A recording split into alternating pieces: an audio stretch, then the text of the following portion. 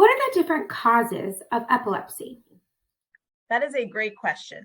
Epilepsy can be caused by a number of things. It can be congenital or acquired.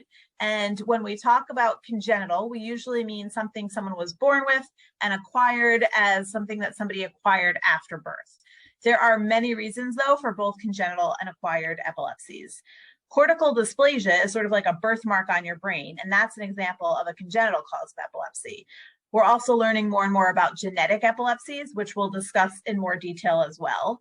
And then there's acquired causes of epilepsies, and examples with that might include scarring from trauma, infections, stroke, things along those lines.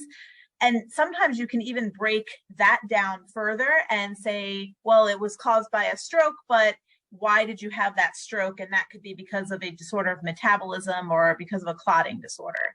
So these are just a few examples of the causes of epilepsy. And because there can be so many causes, your neurologist might talk to you about other examples as well, or might not touch on some of these. It just depends on what your child's workup shows. That being said, it's also important to note that sometimes, despite a full workup, we might not find a cause to your child's seizures, and you're not alone in that scenario. In this case, I always ask people to remember that medicine is always evolving and changing. So your neurologist will continue to keep you aware of any new breakthroughs in epilepsy, because we're learning new things every day in the field.